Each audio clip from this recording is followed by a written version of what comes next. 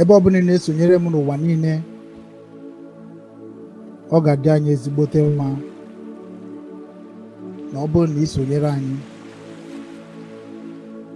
gee anyị ntị n'onu ka ị mara ife anyị ji wee bịa n'ụbọchị taa,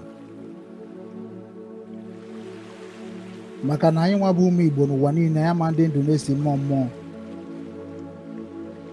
Anyị adarahụ ụra, we never sleep. We stay there prepare as they are preparing. Ị kwesịrị ịma na ife na-eme ugbu a bụ ife onye ọbụla bụ onye Igbo mara ihe mara n'oge na-eme. So ana m asị n'ụbọchị tata bụ ụbọchị Afana ka fọtara anyị ihe ọma, fọtara anyị ọganiru, fọtara anyị ịdị n'otu na nghọta nke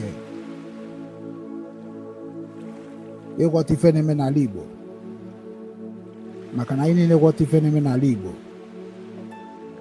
ịma na o nwere ife ga na-eme n'ala Igbo ga na agafe onye Igbo ọbụla.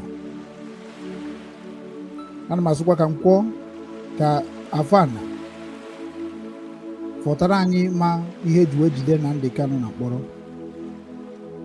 mara ihe eji wee jide Simon Ekpa na mkpọrọ, marụkwana ihe mere ndị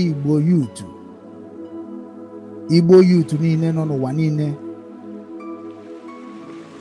ha ncha niile ji wee tọnụzie back wee sọpọtụ bazie ndị ogbu anwụ ọbara. Agaghị m atụfu oge unu ọzọ